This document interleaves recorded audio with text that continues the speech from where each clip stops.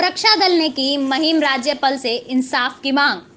Love जिहाद के बढ़ते मामलों से उठ रहा है लड़कियों के सुरक्षा पर सवाल। आखिर कब उठाए जाएंगे इन घटनाओं को रोकने के लिए बड़े कदम। हिंदुस्तान में लव जिहाद के मामले थमने का नाम नहीं ले रहे।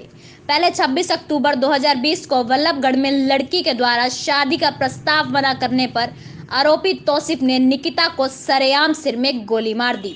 दूसरी तरफ दिल्ली में घटित एक घटना में सुशील का अपनी पत्नी चांद को छेड़ने के खिलाफ आवाज उठाने के जुर्म में अपने ही मुस्लिम साथियों द्वारा अपनी जान को गंवाना पड़ा।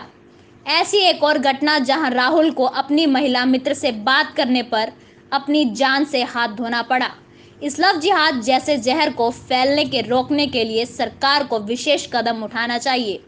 देश में चल रहे मदरसों व मस्जिदों में मुस्लिम युवाओं को देश में आतंकी शिक्षा व लव जिहाद जैसा जहर पढ़ाया जा रहा है, जिसकी जम्मू कश्मीर में स्थित कमेटी व पाकिस्तान से सीधा फंडिंग आ रही है।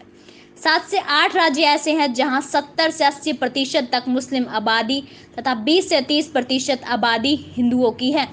इसका प्रमुख कारण लड़कियों से जबरदस्ती शादी करना या झूठे प्यार में फंसाकर धर्म परिवर्तित करवाना है।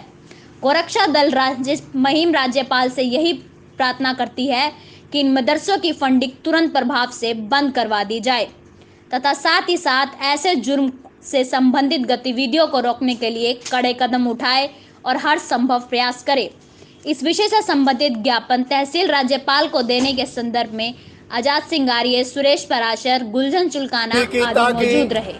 लव जिहाद के नाम पर मुसलमानों द्वारा हत्या की गई है। गोरक्षा दल हरियाणा मांग करता है कि उन दोनों को जिन्होंने निकिता की निर्मम हत्या की है तुरंत फांसी की सजा दी जानी चाहिए, क्योंकि पूरे देश के अंदर ये कोई पहली घटना नहीं है।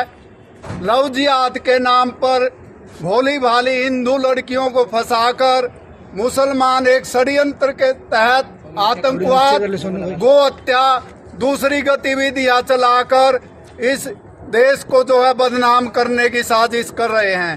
गोरक्षा दल हरियाणा मांग करता है कि लव जिहादियों के खिलाफ और गो हत्यारों के खिलाफ जैसे आदमी के मारने पर 302 मृत्यु दंड दिया जाता, वही धारा इनके खिलाफ की जानी चाहिए, क्योंकि दिल्ली के अंदर सुशील और चांद नाम के व्यक्तियों की भी इसी तरह से लव जिहादियों के द्वारा हत्या की गई है।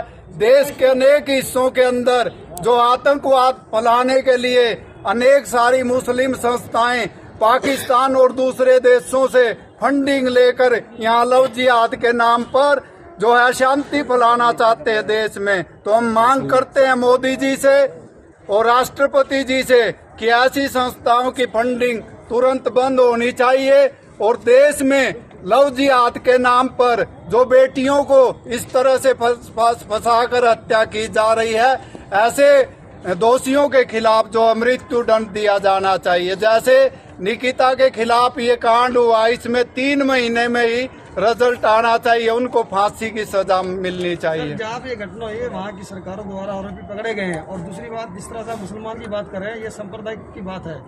देखिए, सांप्रदायिक की बात नहीं है ये सबको, ये देश धर्मनिरपेक्ष देश है, सबको रहने का अधिकार है, सबको स्वतंत्रता है, लेकिन आप किसी के साथ जोर जबरदस्ती नहीं कर सकते। जिस तरह से निकिता का साथ की गई, मान लो जब वो शादी नहीं करना चाहती तो जबरदस्ती उसको क्यों पकड़ रहे थे?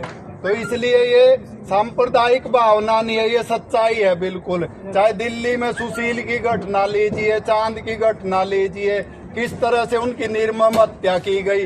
निकिता ने भी मना किया था भी मैं आपके साथ शादी नहीं करूंगी, तो उसको गोली मार दी। तो सांप्रदायिक तो वो फैला रहे हैं जो गो हत्या इस देश में कर रहे हैं, जोर जबरदस्ती कर रहे हैं, धर्म परिवर्तन जबरदस्ती करा रहे हैं, भोली भाली बेटियों को इस तरह से फैलाते, नफरत और वो माहौल खराब करते हैं। हिंदू तो हमेशा सर्वे भवन्तु सुखी न बोलता है, तो हम तो नफरत फैलाते नहीं, लेकिन जो नफरत फैलाएगा, इस तरह की घटनाओं का अंजाम देगा, हम उसको बर्दाश्त नहीं करेंगे।